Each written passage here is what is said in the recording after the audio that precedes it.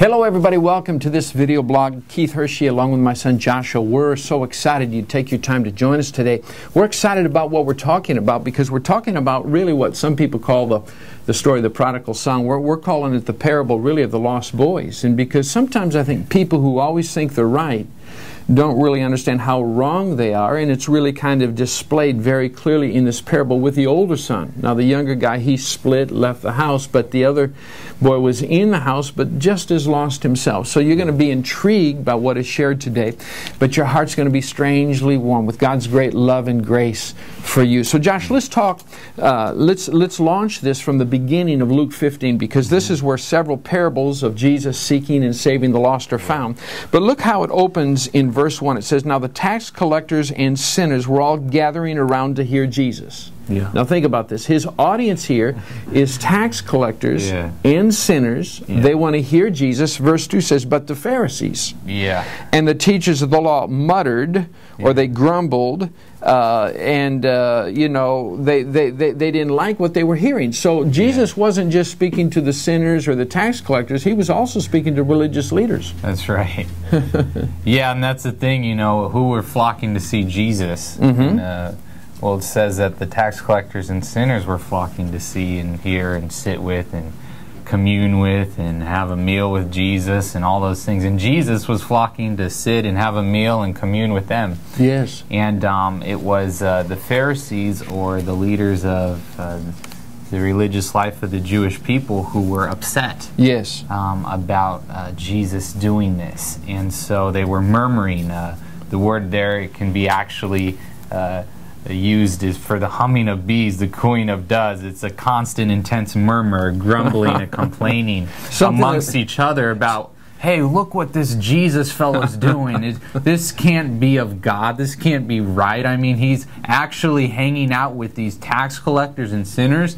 And I think to gain a greater appreciation of what Jesus is doing, we got to know what tax collectors and sinners were in that day. Not in our day what a tax collector is or what a sinner is, but in Jesus' day. Actually, some people in our day think tax collectors aren't all that wonderful, but go ahead. Right.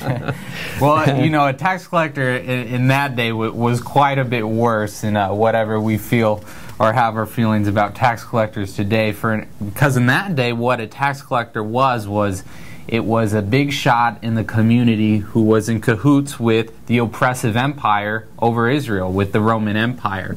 And what they would do, a tax collector, is they would place in bids to the Roman government for a certain region saying, hey, I could get 1,000 denarii for you over this next year if I get this district. And so if they win the district, they'd go and they would set up booths everywhere, you know, on the toll roads, on the bridges and the marketplaces, and they would gather as much money as they possibly could. And if they said they could get 1,000 but then were able to extract 2,000, well, you know, they just did pretty well for themselves.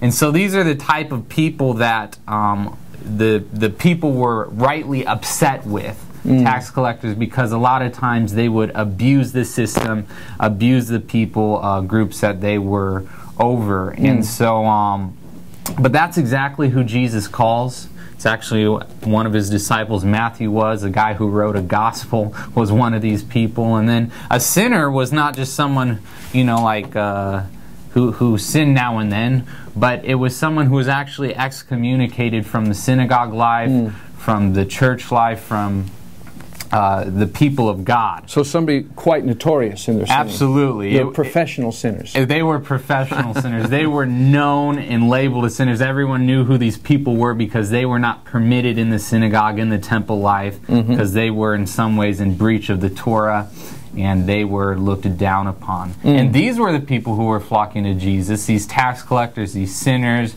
and these are the people that Jesus was flocking to. And that the Pharisees, or the religious group of the day, were murmuring about because they did not understand a God who would come and commune and eat and love on these people. So that being the background, verses 1 and 2, Jesus relates these parables on seeking and saving the lost. And really it's a direct rebuke in a way to to the religious leaders listening Yeah. about how all-embracing the love of God is. Yes. And the massive heart the Father has really to draw in and recapture Yes. and reestablish and ignite with the love of the Father in all these illustrations. Absolutely.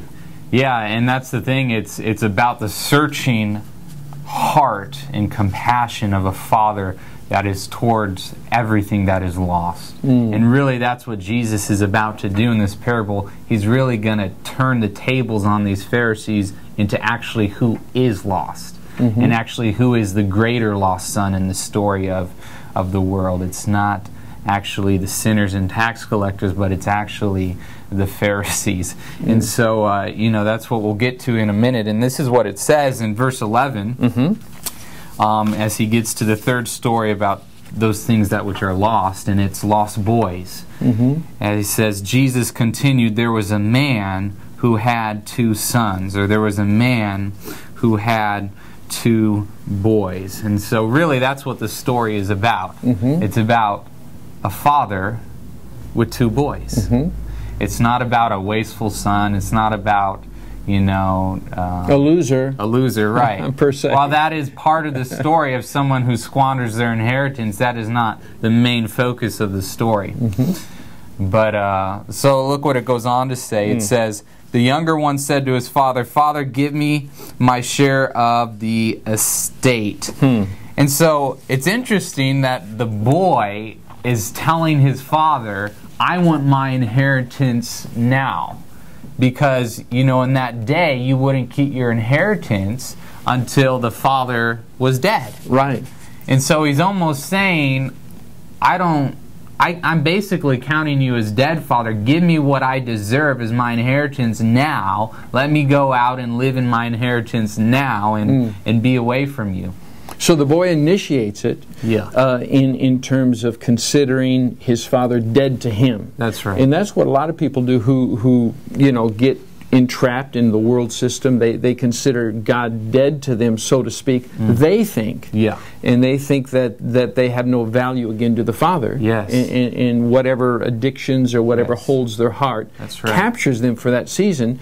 And they feel lost. That's right. It's kind of like what the Apostle Paul says. He says, if there's no resurrection, then let us just eat, drink, and be merry, for tomorrow we die. And it's kind of, let me just go out and waste my life on these pleasures that the world system has to offer me, because I basically counted my Father and my God as dead. There is no God. God is dead. He's not out there.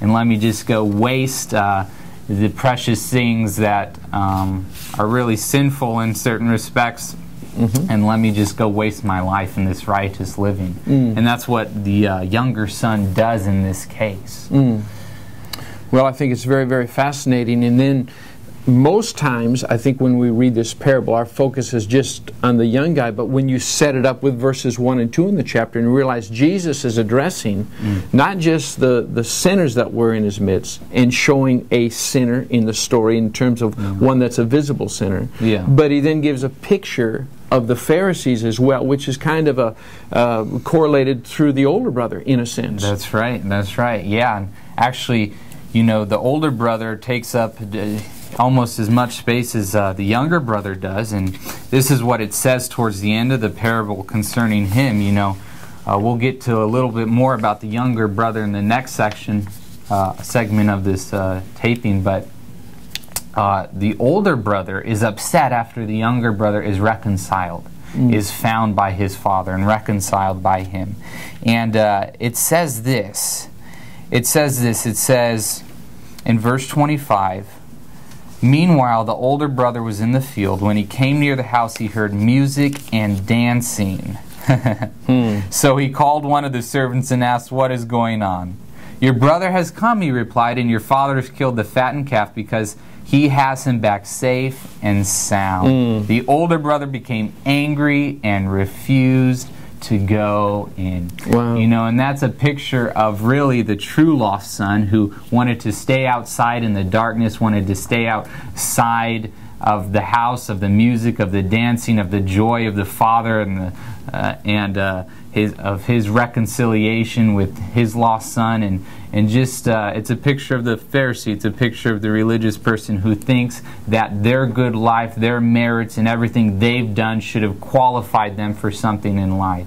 But the father goes and will share with the older brother that that is actually not the case. Wow, I tell you, this is really, really rich and powerful. And when you really see the picture of what was just kind of talked about, Josh explained with the older brother. You know, it's amazing, Josh, how sometimes a Pharisee mindset, being justified, you know, before the Father in our own good works or our self-righteousness, you know, we just miss the overwhelming, massive love of God. And it disappoints us when it's exhibited in people who we don't think deserves it. Absolutely. But friend, that's why we have to impart charisma, and that's, of course, what we try to do.